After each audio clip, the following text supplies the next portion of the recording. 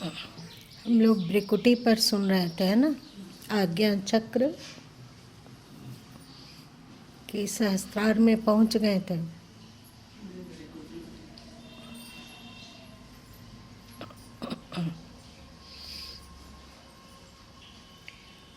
वस्तुतः भ्रिकुटी को संगम माना जा सकता है।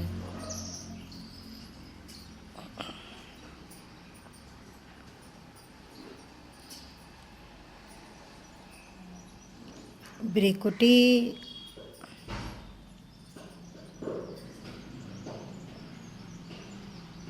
में नाड़ी और पिंगला का संयम होता है। तुम लोगों को पता होगा कि इंगला और पिंगला को गंगा और यमुना भी कहा जाता है ना। तो ये इंगला और पिंगला दोनों नाड़ियों का बीच में एक स्थान पर मिलते हैं। कैसे मिलते हैं कि जो हम लोग बाएं श्वास से ग्रहण कर रहे हैं वो भ्रिकुटी से होते हुए दाएं मस्तिष्क में पहुंचती है, होता है ना। और जो दायां श्वास है वो भ्रिकुटी में एक दूसरे को काटते हुए ऐसे हुआ ना, और वो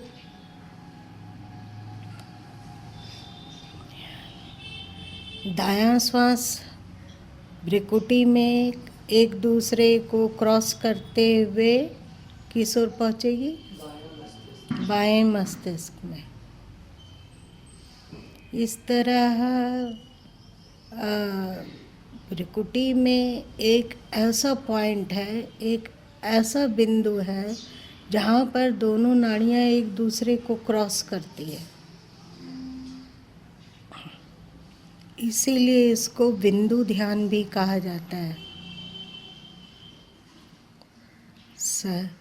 भ्रिकुटी में ध्यान करने को बिंदु ध्यान भी कहा जाता है। गणित में बिंदु की क्या परिभाषा है?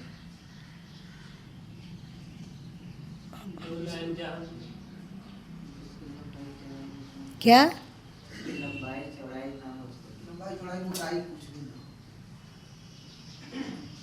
लंबाई चौड़ाई मोटाई कुछ ना। तो क्या आप लोग बाहर में ऐसा कोई बिंदु बना सकते हैं जिसमें लंबाई चौड़ाई ऊंचाई कुछ ना हो?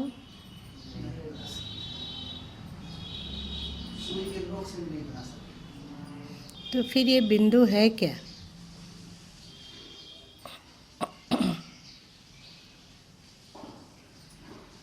कुछ तो है,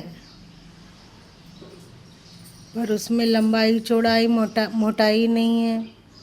मतलब फिर उस क्या है? तो है लेकिन नापा नहीं जा सकता उसको। तो है ही, पढ़ाया भी पता नहीं। लंबाई चौड़ाई मोटाई यदि बिंदु में ना हो तो होते हुए भी नहीं है। हम लोग पेन वगैरह से एकदम सूक्ष्म से सूक्ष्म बिंदु बनाए तो भी उसमें कुछ न कुछ तो चौड़ाई है, कुछ न कुछ लंबाई भी है ना, और कुछ न कुछ उसमें ऊंचाई है।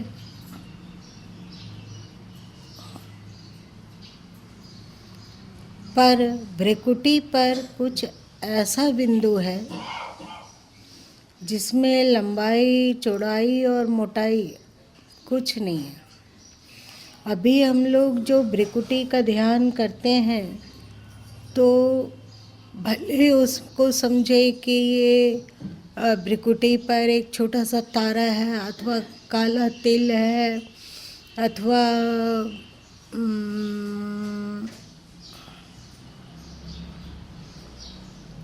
श्वेत बिंदु है, कुछ भी आप कल्पना करते हो तो ये प्रारंभिक ध्यान है।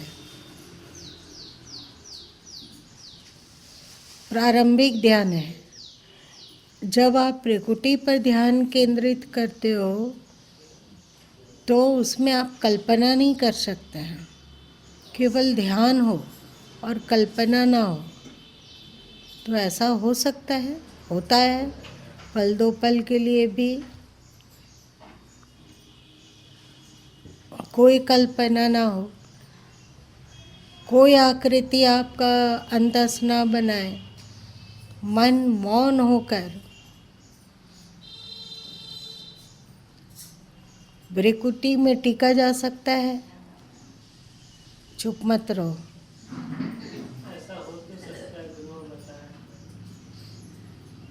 गुरु माँ बताएं सो नहीं, तुम अपना अनुभव बताओ।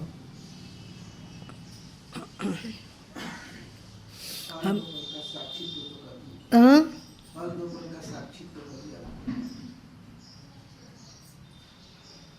अभी हम लोग क्या करते हैं कि 1-2 मिनट के लिए फिर ध्यान में जाते हैं और देखते हैं कि बिना कोई कल्पना के भ्रिकुटी में सूरत टिक सकती है कि नहीं। फिर से शुरू हो जाओ। सब कोई शरीर सीधा करके 1 मिनट के लिए बैठो और भ्रिकुटी को देखो।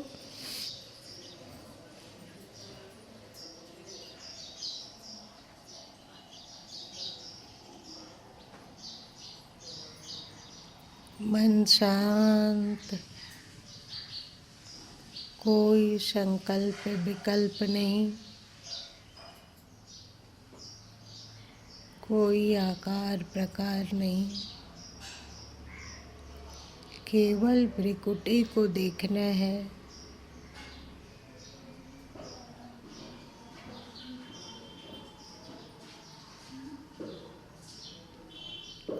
स्नेह स्नेह श्वास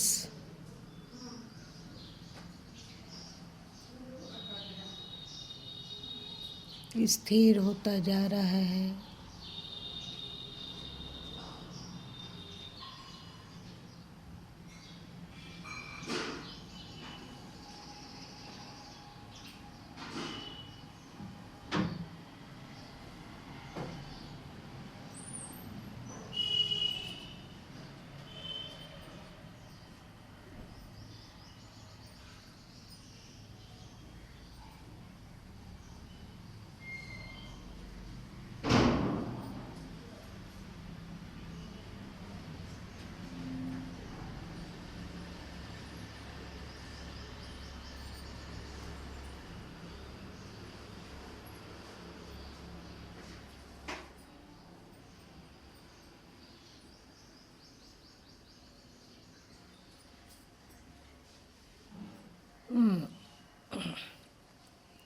अब आंखें खोल दीजिए।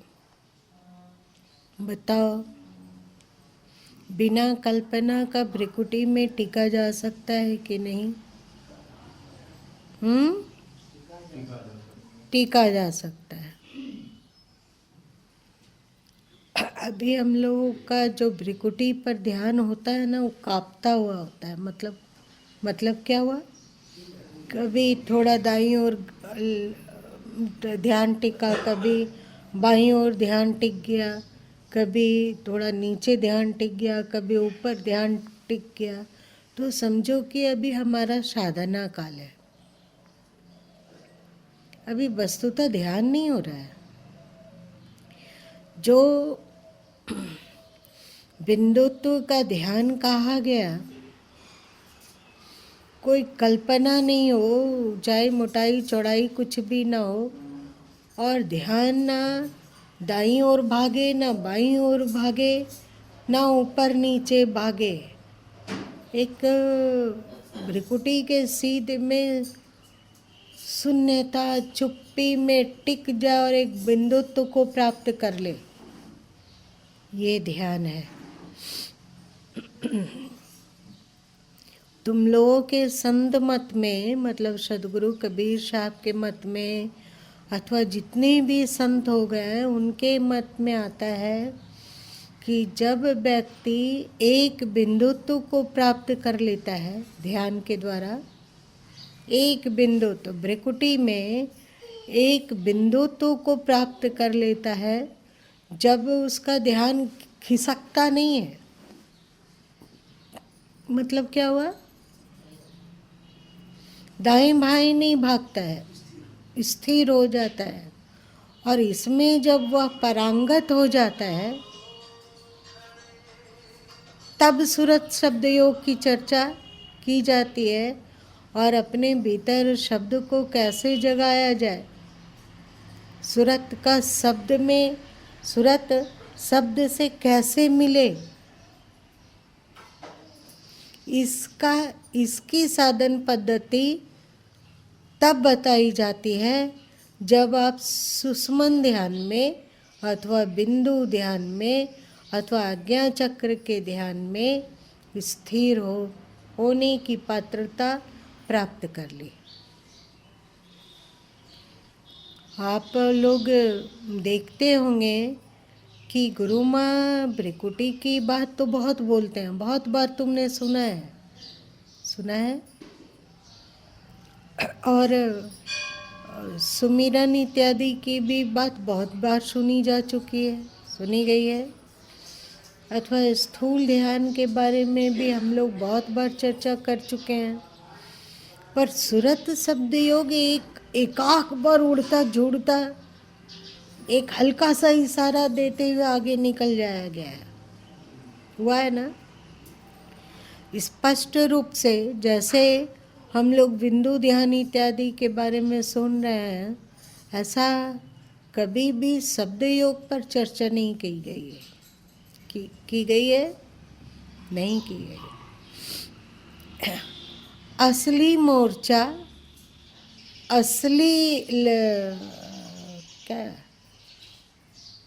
असली संघर्ष बिंदुत्व ध्यान को पाना ही है। बिंदुत्व में मतलब हमारी सूरत पिंड के समस्त घाटों से सिमटती हुई भृकुटी पर अब टिक जाए। हमारी सूरत पिंड में मतलब शरीर में भटकती रहती है कि नहीं, इसका बहुत अच्छा से एहसास तब होता है जब कहीं चोट लग जाए अथवा कहीं दर्द होता है तो हमारी सूरत कहाँ जाती है। सूरत मतलब ध्यान। तो हमारा ध्यान देह में जाता है कि नहीं, जाता है। जब अच्छा खाना चाहते हैं तो ध्यान जीभ में जाता है कि नहीं, जाता है। जब हम अपने अनुकूल देखना चाहते हैं तो ध्यान आँखों से जुड़ती है कि नहीं। जब कान से अनुकूल सुनना चाहते हैं तो कान से ध्यान जुड़ता है कि नहीं, जुड़ता है ना। अथवा स्त्री पुरुष जन्य विकारों में यदि बहा जाता हो तो ध्यान मलिन द्वारों में जाता है कि नहीं, जाता है। और भृकुटी के ध्यान में क्या होता है कि आपकी सूरत इंद्रिय घाटों से सिमटती हुई, अब आपका ध्यान ना आँखों पर जा रहा है, ना कान में जा रहा है, ना नाक में जा रहा है, ना त्वचा में जा रहा है, ना जीभ में जा रहा है। इन सब घाटों से सिमट कर इसका दूसरे और अधिक स्थूल शब्दों में कहा जाए तो ऐसा कि जब ध्यान के समय में पिंड का भान खो जाए। पिंड का भान खोना क्या होता है? शरीर, हमारे पास एक शरीर भी है, ये भूल गया, इसका भान मिट गया कि देह भी है। ये ऐसा कब हो सकेगा? ऐसा कब हो सकेगा? देह का ध्यान मिट जाए। कान में मच्छर बुनबुना रहे हों पर उसका एहसास ना हो, बाहर सुगंध अथवा बदबू फैली हुई हो, इसका एहसास ना हो। बाहर कुछ ध्वनि हो रही है, इसका भी एहसास खो जाए। कोई मच्छर आकर शरीर में के किसी अंग में बैठ गया, मच्छर बैठता है तो दो तरह के व्यक्ति दो तरह का अनुभव करते हैं। एक को जब मच्छर काटता है तो पता चलता है, और एक व्यक्ति ऐसा है कि मच्छर जब उसके शरीर में कहीं भी आके बैठा तो उसको पता चल जाता है, तो काटने का अवसर ही नहीं मिलता है। याद रखना, मक्खी आपके शरीर में बैठती है तो पता लग सकता है, क्योंकि उसके टांग वगैरह थोड़े मोटे मोटे होते हैं, है ना, तो वो पता लग जाता है। लेकिन मच्छर बैठा हो शरीर में तो पता लग जाए, ऐसा होता है? कम होता है या ज़्यादा होता है? मच्छर काटता है? अरुण जी परेशान हो रहे हैं, आप पहले क्लियर कर ही दीजिए कि मच्छर बोलें कि मच्छर बोलें। मच्छर है, चल अब सुधार लिए। ऐसे परेशानी होती रहेगी। अभी है ना कि लोगों को मच्छर काटता है, अच्छा खासा वो खून पी लेता है, तब तक पता भी नहीं चलता है, और जब बहुत ज़्यादा दर्द होने लगता है, काटने लगता है, तो स्वाभाविक ही वहाँ हाथ जाती है, और तब तक वो इतना खून पी चुका होता है कि हाथ के चोट से वो मच्छर वहीं उसका खून छिटक जाता है, होता है। और एक बात है कि जब ज़्यादा खून मच्छर पी लेता है तो उड़ भी धीरे से पाता है, उसका शरीर भारी हो गया इसलिए उड़ भी नहीं पाता है। इतना देर के बाद पता चला। जैसे जैसे आप स्थूल ध्यान में पारंगत होते जाएंगे, जैसे महात्मा बुद्ध कहते हैं, तुम लोग सुने हो ना, महात्मा बुद्ध के समय में जब महात्मा बुद्ध पर चर्चा चल रही थी कि एक व्यक्ति सामने बैठा हुआ था और उसके पैर के अंगूठे हिल रहे थे, पर व्यक्ति को पता नहीं था कि उसके पैर के अंगूठे हिल रहे हैं। याद आई? गुरु माँ ऐसा चर्चा किए हैं। तो महात्मा बुद्ध नाराज हो गए और उठ के चले गए। दूसरे दिन फिर आए, व्यक्ति फिर सामने बैठा और आदत हो गई थी तो फिर से उसके अंगूठे हिलने लग गए। तो उस दिन भी नाराज होकर महात्मा बुद्ध चले गए, उपदेश नहीं किए। तीसरे दिन पुनः अपने समय पर महात्मा बुद्ध आए। अब की इसी से चौकन्ना था। आते के साथ पहले पूछ ही लिया कि नाराजगी का कारण क्या है। 2 दिन से बिना उपदेश किया आप क्यों चले जाते हैं? हम लोग अपनी भूल को जानेंगे ही नहीं तो उसको सुधारेंगे कैसे? कृपा करके बता दीजिए कि हम लोगों से गलती कहाँ हो रही है। तो महात्मा बुद्ध ने कहा कि सामने बैठा हुआ व्यक्ति इतना मूर्छित है कि बिना होश का उसके पैर के अंगूठे हिल रहे हैं, उसको इसका भान भी नहीं है। और मूर्छितों को ज्ञान का उपदेश नहीं किया जा सकता है।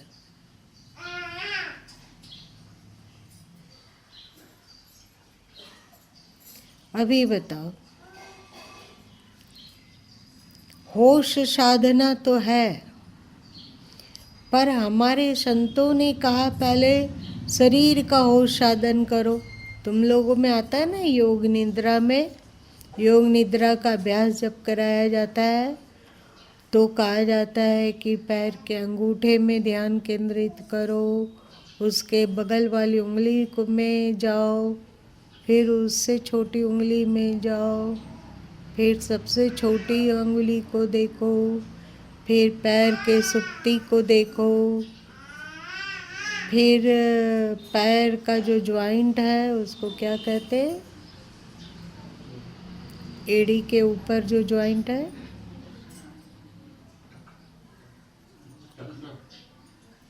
टखना घुटना को भी कहते हैं क्या?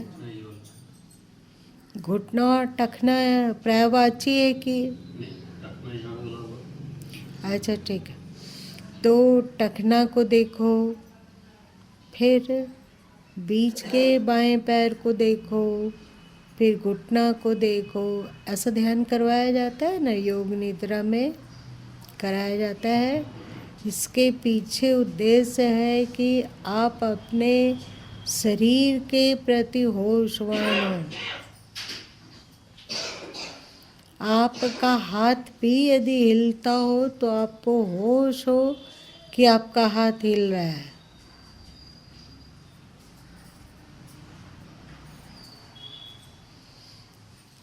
आपका शरीर तनिक भी हिलता हो तो वो होश में हिले कि शरीर अभी हिल रहा है। हाथ उठता हो तो होश हो कि हाथ अभी उठ रहा है, मूर्छितता में ना हो। तो सबसे पहली साधन है कि हम होश में रहना सीखें। होश में रहना सीखने का आरंभ कहाँ से किया जाता है? शरीर से। ये अनुपस्यना ध्यान जो है ना, अनुपस्यना मतलब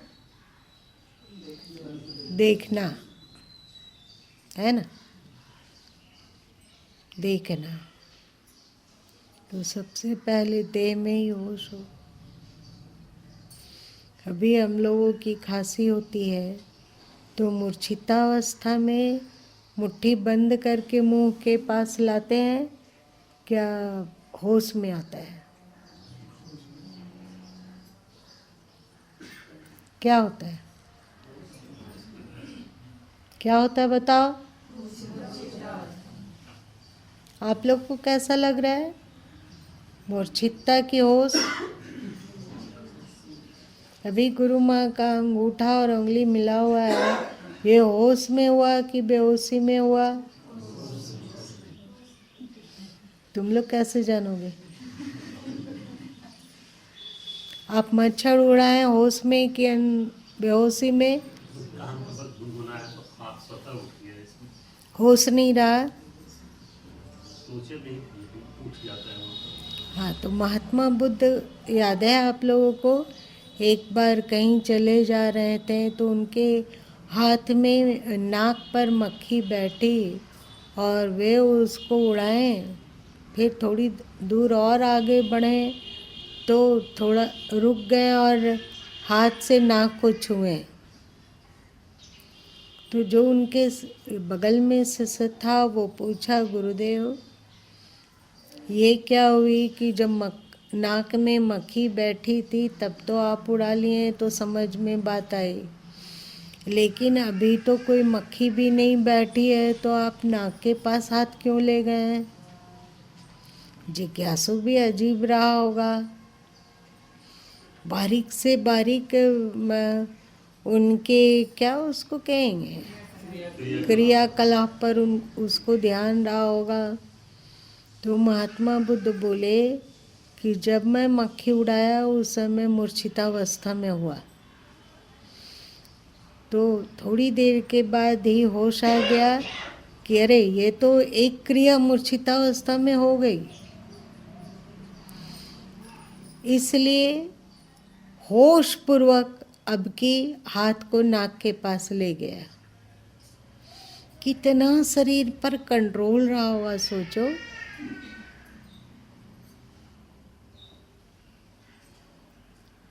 मेरी बात समझ में आ रही है? अभी हम लोग हाँ में सिर हिलाएं तो बेहोशी में हिलाएं कि होश पूर्वक हिलाएं?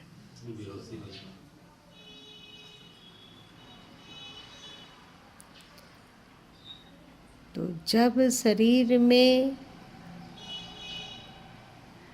इसको महात्मा बुद्ध ने कायानुपस्यना कहा। शरीर को देखो,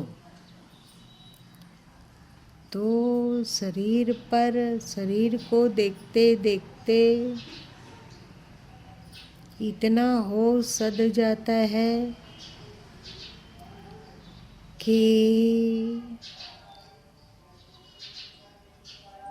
मच्छर बैठा तो ही पता चल गया, काटने का तो प्रश्न ही नहीं उठता है। जैन फकीर लोग, जैन संत लोग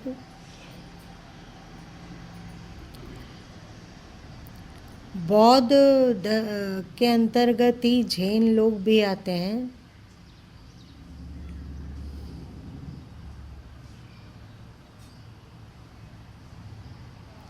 जैन संत के पास एक बार एक शिष्य पहुंचा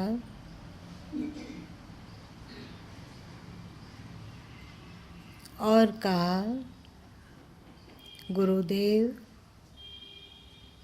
हमें ध्यान का उपदेश कीजिए।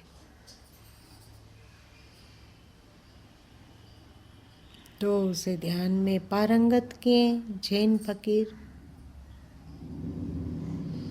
उसके बाद बोले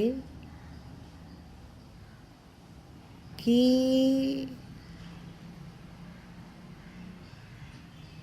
तुम काम होश पूर्वक करना, क्योंकि मैं कहीं से भी किसी भी दिशा से आकर तुम्हें लाठी मार सकता हूँ।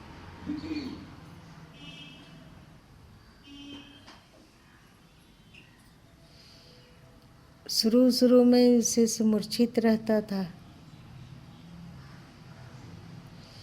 तो एक जोरदार लाठी खाता था अपने पीठ पर। लाठी खा खा के उसका तो देह बिल्कुल दर्द से भर गया। अब डर के कारण अब वो चौकन्ना रहने लगा। पास गुरु आए, पीछे से आ रहे हैं, तो पीछे में पैर की आहट पर चौकन्नापन है और साथ साथ में अगल भी चौकन्नापन है, बगल भी चौकन्नापन है और सामने भी चौकन्नापन है। कि ऐसा तो नहीं कि कहीं से पदचाप सुनाई पड़ रहा है। और गुरु ताक में रहते। शिष्य जिस ओर से मूर्छित होता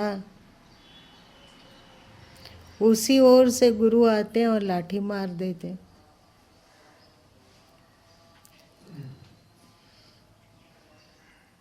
पर अब शिष्य इतना होश में जाग गया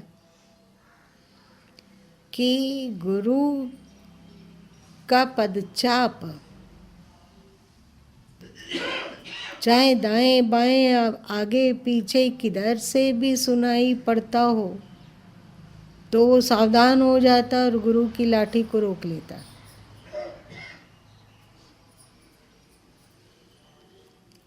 शिष्य बहुत चौकन्ना हो गया। पास के पदचाप को का एहसास वो पहचानने लगा, तो गुरु भी अपना पैटर्न बदल दिए।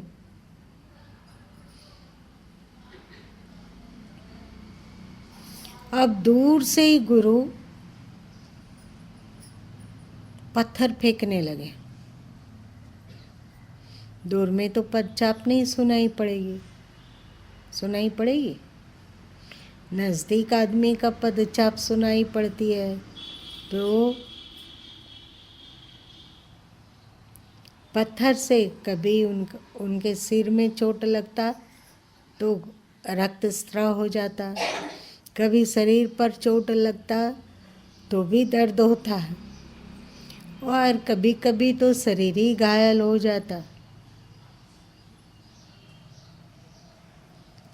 धीरे धीरे शिष्य इसमें भी महारत हासिल किया कि दूर में भी गुरु का पदचाप सुनाई पड़ जाता, दूर में भी,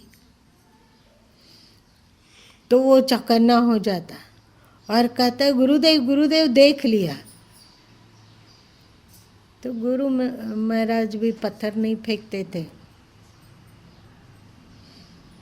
अब जब छुपकर पत्थर फेंकना भी भारी हो गया, मुश्किल हो गया, तो गुरु को फिर से अपना पैटर्न बदलना पड़ा। तो गुरु बोले कि देख बेटा, बहुत हो गया, बहुत तुमने हमें छकाया, अब तो मैं जब तुम नींद में रहोगे तब लाठी मारूंगा।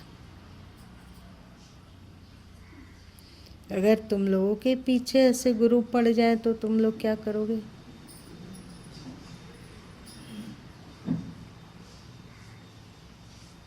बागी होंगे, छोड़ के भागेंगे। इतना मार खाना आसान है क्या? सब भाग जाएंगे, सोचेंगे गुरु पगला गए हैं, और सोते हुए लाठी बरसाना। बहुत होश पूर्वक सोना पड़ता। शुरू में तो शिष्य बहुत लाठी खाया, महीनों लाठी खाते रहा। जब तक नींद कच्ची होती तब तक तो चौकन्नापन रहता, पर जो गहरी नींद में चला जाता शिष्य तो लाठी पड़ती थी। और रात में नींद पूरी नहीं हुई और दिन को शिष्य ऊँघने लगा, सोने लगा, तो भी लाठी पड़ जाती थी। शिष्य को कैसा लगेगा?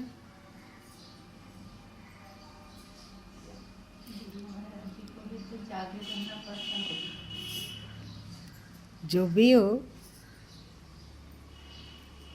अब शिष्य में इतना होश रहने लगा कि गुरुद्वार के अंदर आते, द्वार तक पहुँचते तो ही वो चौकन्ना होके आँख खोल देता और कहता है कि गुरुदेव मैं देख लिया। तो गुरु चुप हो जाते। एक दिन शिष्य सोचा कि हमें तो होश में रखने के लिए गुरु ने इतनी लाठियाँ मारी, इतने पत्थर हम पर फेंके, मैं भी देखता हूँ कि जब गुरु सो जाएंगे उस समय उस पर लाठी बजाड़ूंगा तो वे कितना होश में रह पाते हैं। तो गुरु ने कहा रुक जाओ बत्स, रुक जाओ, शरीर बूढ़ा हो गया है, अब लाठी को सह नहीं सकेगा। तो शिष्य कहा गुरुदेव लेकिन मैंने तो कुछ कहा नहीं, आप कैसे बोल रहे हैं इस बात को? तो गुरु बोले कि तुम तो आहट के कारण हमें पहचान पाते थे,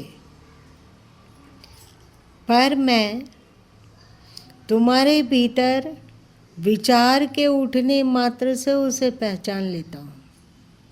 इतना होश जागृत हो गया, इतना होश जागृत हो गया कि अब उसके सामने कोई व्यक्ति आया और उसके अंतस में कौन सा विचार उत्पन्न हो रहा है इसका उन्हें पता होने लगा। तो इतना होश साधने के बाद, मतलब शरीर पर होश साधने पर भ्रिकुटी अथवा श्वासों अथवा और कहीं होश साधना बहुत सरल होता है।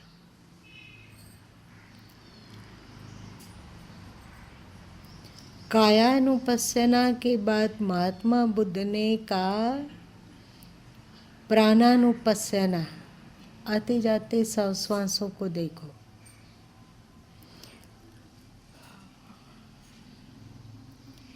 इसे आते जाते श्वासों को देखने का उपदेश भगवान शिव ने आज से लाखों वर्ष पूर्व किया था। महात्मा बुद्ध उनके ही उपदेशों से उनके ही उपदेशों और उनके ही साधन पद्धतियों को अपनाकर उसका थोड़ा समयानुकूल परिवर्तन किया। महात्मा बुद्ध ने अलग से कोई उपदेश नहीं किया। ऐसा नहीं है कि महात्मा बुद्ध जो ये अनुपस्सना का ध्यान बतला रहे हैं, ये प्रथम बार महात्मा बुद्ध ही इसका उपदेश किए, ऐसी बात नहीं है। इसका उपदेश भगवान शंकर के उपदेशों का संग्रह विज्ञान भैरव शास्त्र में भी आता है। और वह ग्रंथ कितना पुराना है कहा नहीं जा सकता है। उसी को समयानुकूल बनाकर महात्मा बुद्ध उपदेश किए। तो प्राणानुपस्सना में आते जाते श्वासों में होश साधो।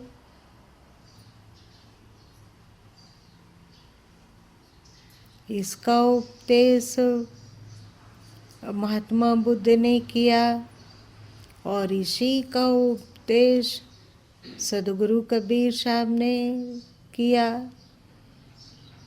और उन्होंने कहा श्वास श्वास में नाम ले। जब तक श्वासों को साधेंगे नहीं तब तक क्या श्वास में नाम ले सकेंगे? जब तक श्वासों पर होश नहीं साध पाए तब तक क्या आते जाते हुए श्वासों में नाम ले पाएंगे? नहीं ले पाएंगे। तो जो सद्गुरु कबीर साहब अथवा अन्य संतों ने जो श्वासों में नाम लेने के लिए कहा, वो वस्तुतः प्राणानुपस्सना ही है। आते जाते हुए श्वासों में होश रहना।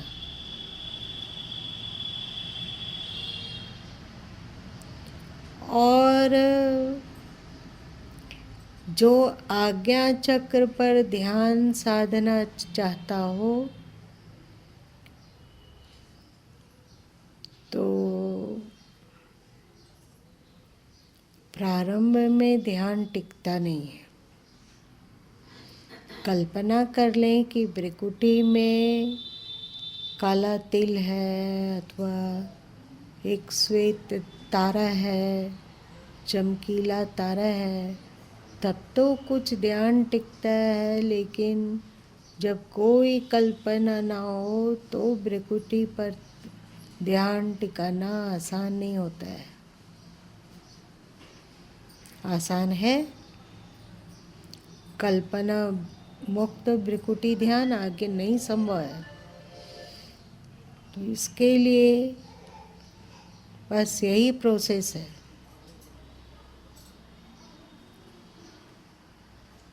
कि पहले शरीर पर होश साधो,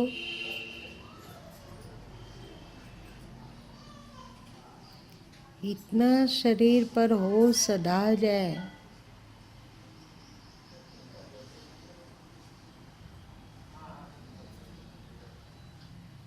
कि आपका वस्त्र हवा में तनिक हिलता भी हो तो पता चल जाए कि आपका वस्त्र अमुक स्थान पर हिला।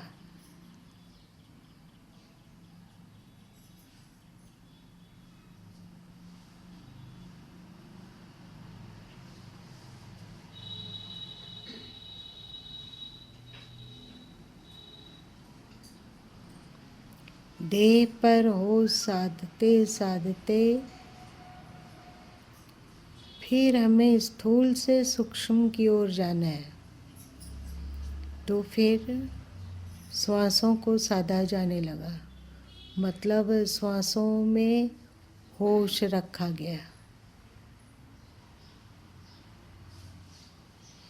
चाहे नाम के साथ होश रखो, चाहे प्लेन श्वासों पर ही होश रखो।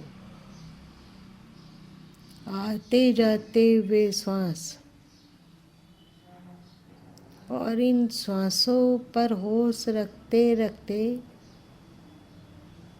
जब श्वास आपके नासापुटों से गुजरता है तो इसका भी उस हवा के स्पर्श का भी अनुभव हो।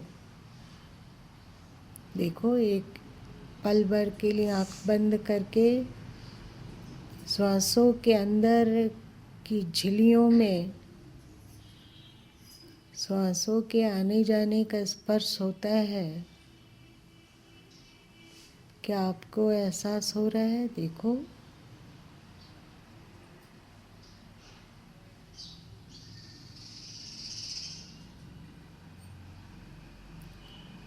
क्या श्वास लेने पर जो हवा का स्पर्श हुआ और श्वास छोड़ने के समय जो हवा का नासिका में स्पर्श हुआ,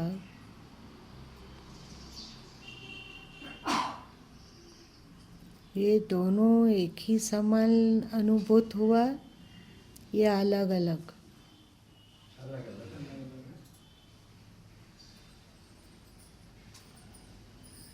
अलग अलग हुआ।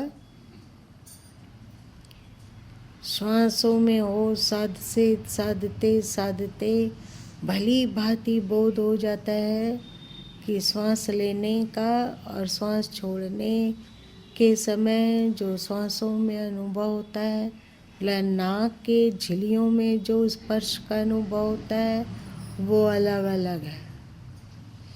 और आपका श्वास जब फेफड़ों में जाता है तो फेफड़ों को कैसा अनुभव होता है?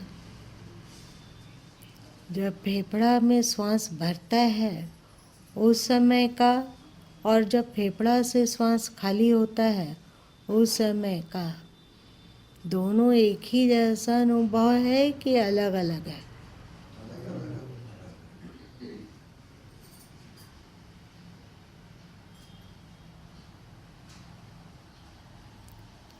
ध्यान दोगे तो पता चलेगा कि श्वास लेने के समय तो होश रख पाते हैं, पर श्वास छोड़ने के समय में अक्सर मूर्छा में ही श्वास छोड़ा जाता है। एक बार अनुभव करके देखो, आँख बंद करो और देखो।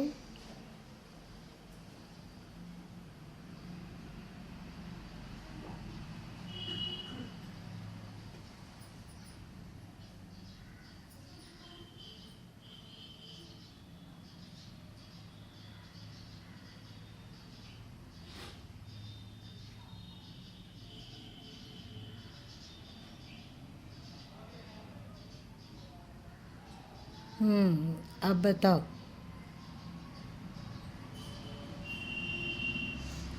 श्वास लेने के समय जितना होश रख पाते हो, श्वास छोड़ने के समय भी उतना ही होश रहता है कि कम बेसी अभी हो रहा है? तो इस होश में जागना है कि श्वास लेते समय तो होश रहा, पर श्वास छोड़ते हुए अक्सर मूर्छा में ही श्वास निकल गया। अगर इसमें होश रह पाया श्वास लेते समय भी होश और श्वास छोड़ते समय भी होश। इस होश को जब सघन बनाया जा पाएगा तो मृत्यु काल में सबसे अंतिम क्रिया क्या होती है? श्वास छोड़ना। श्वास छोड़ा तो गया पर वापस ले नहीं पाया गया, इसी को न मृत्यु कहा जाता है।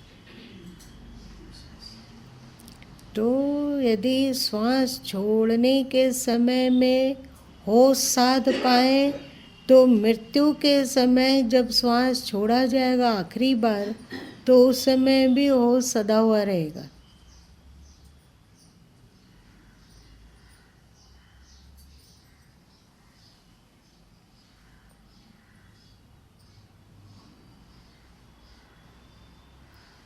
और श्री कृष्ण छठे अध्याय और 8वें अध्याय में जो कहते हैं कि प्राणों को भ्रिकुटी में स्थिर करके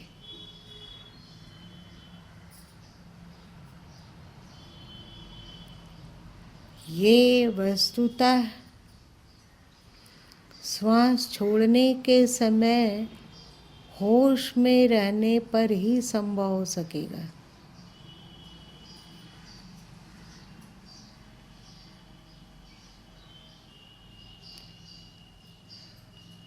इसके बाद श्री कृष्ण के गीता में कहा गया,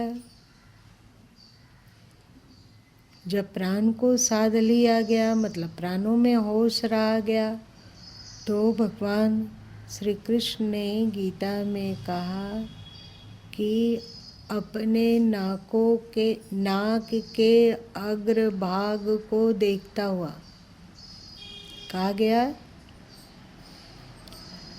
तो एक बार आप खुली आँखों से मतलब जब आप नाक की नोक देखना चाहेंगे तो स्वाभाविक ही आपकी आँखें थोड़ी झुकी होगी और इसी को प्रतिपदा ध्यान भी कहते हैं।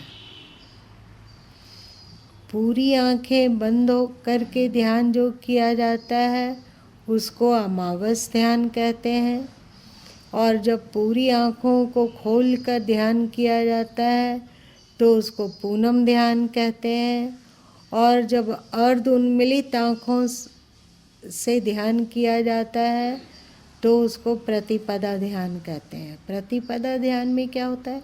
प्रतिपदा में चंद्रमा की स्थिति कैसी होती है? पतली सी एक लकीर के समान, है ना। तो आँखों को बंद करके ध्यान करने पर नींद की संभावना है, आँखों को खोलकर ध्यान करने पर बाहरी दुनिया जगत दृश्य जगत में उलझ जाने की संभावना है। तो आपके पूर्वजों ने प्रतिपदा ध्यान का प्रचार किया और कहा आप नासिकाग्र भाग नाक के अग्रभाग को देखिए। चलिए आप लोग शुरू कीजिए। पल भर के लिए अपनी आँखों को झुकाते हुए नाक की नोक को देखने की कोशिश करो और आँखों को स्थिर करके नाक की नोक को देखो।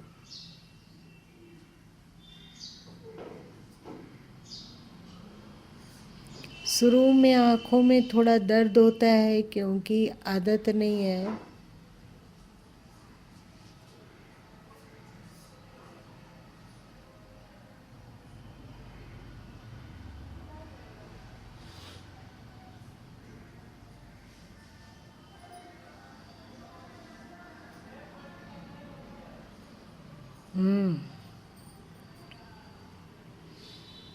बताओ, नाक की नोक पर आँखें टिकने पर आँखों में आपको कष्ट हुआ होगा, वो बात है, पर क्या हुआ? आपका मन थोड़ा एकाग्र और शांत हुआ कि चंचल हो गया?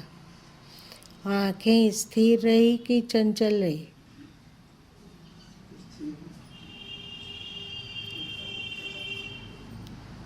आंखें स्थिर रही। एक तरह से सोचिए ये त्राटक हो गया, हुआ।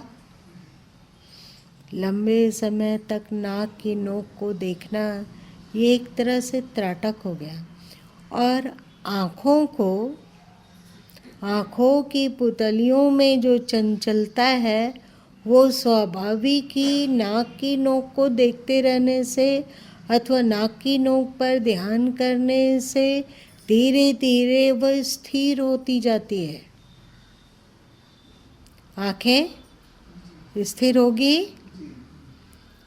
उसके बाद जब नाक की नोक को ध्यान में साध लिए तो बंद आँखों से भ्रिकुटी को देखेंगे, पर तब तक जो चक्षु गोलक को नाचने की आदत थी, मतलब चक्षु गोलक में जो चंचलता रहती थी वो स्थिर होगी। अभी हम लोग जब भ्रिकुटी पर ध्यान करते हैं तो चक्षु गोलक इधर से उधर नाचते रहते हैं, सही। लेकिन जब चक्षु गोलक नाक की नोक को देकर स्थिर होने में पारंगतता को प्राप्त कर लेगी तो आँखों को बंद करके भ्रिकुटी पर ध्यान केंद्रित करेंगे तो आँखों में चंचलता नहीं रहेगी, चक्षु गोलक नहीं नाचेंगे। और जब चक्षु गोलक नहीं नाचेंगे तो आपका मन भी शांत और एकाग्र होता जाएगा, क्योंकि आँखों और मन का बहुत अधिक संबंध है। आँखें स्थिर होते के साथ ही मन भी स्थिर हो जाता है और मन के स्थिर होने पर आँखें स्थिर हो जाती है। अब आप भ्रिकुटी में ध्यान कर रहे हैं बंद आँखों से, चक्षु गोलक शांत है और आप अपने ध्यान दृष्टि को भ्रिकुटी पर टिकाए हुए हैं, टकटकी लगाए हुए हैं, तो चक्षु गोलक नाच नहीं रहे हैं। इसका मतलब मन अब ठहर गया, मन की चंचलता मिट गई, आप शून्य हो गए। इसी को उन्मन कहा जाता है, ठीक है। भ्रिकुटी में ध्यान टिके, आज्ञा चक्र में ध्यान टिके, इसलिए कायानुपश्यना प्राणानुपश्यना करवाया गया और नासिकाग्र को देखने का अभ्यास कराया गया।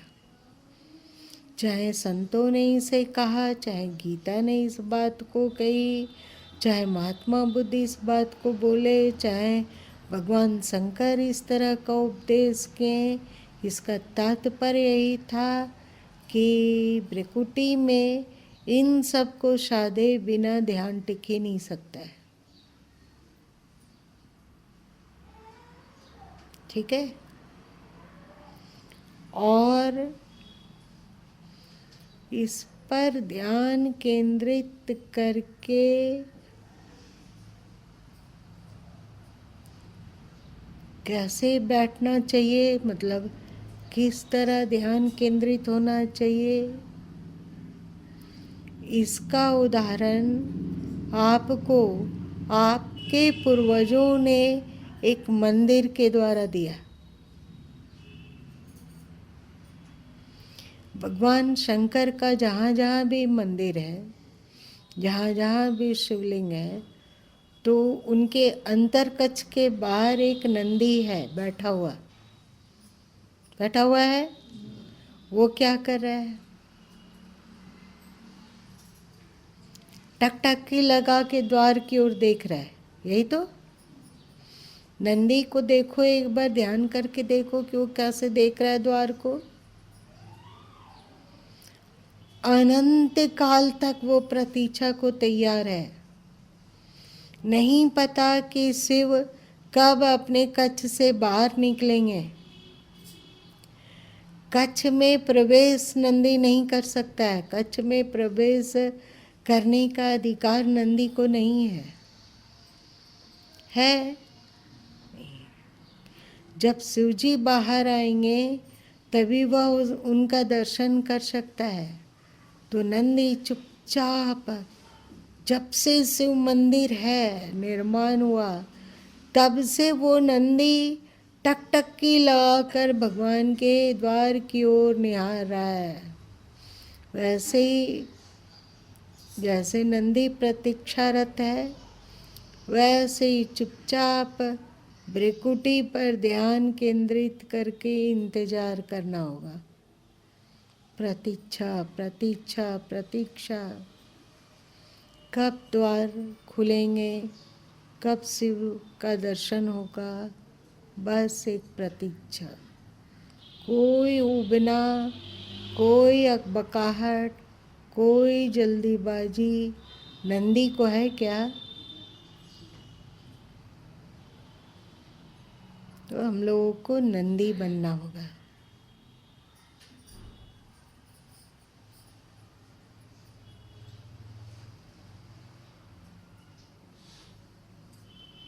सदगुरु कबीर साहब की एक बानी है, साहब कबहू निमाजिया जो दर छाड़ी न जाए। है कि साहब मतलब ईश्वर कभी न कभी दया करेगा यदि तुम द्वार को छोड़ कर ना जाओ। तो भ्रिकुटी ही वो द्वार है जिसे छोड़ कर ना जाकर केवल प्रतीक्षा और प्रतीक्षा और प्रतीक्षा, नंदी की तरह अकंप प्रतीक्षा। तो कबहू धनी निवाजिया, कभी न कभी वो ईश्वर अवश्य ही दया करेगा। इतना हम लोग आज्ञा चक्र पर सुने, आगे की बात दूसरे दिन जानेंगे।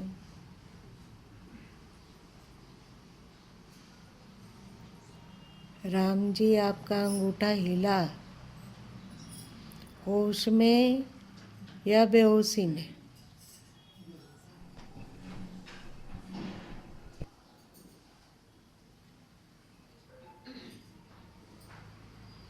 दीपक तेरा हाथ हिला, होश में कि बेहोशी में? माइक तक गया था होश में।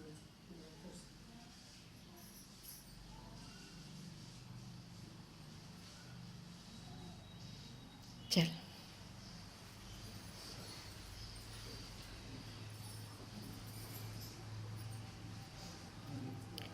गुरु माँ जो बोले हैं वो समझ में आई, समझ में आती है बहन लोग को।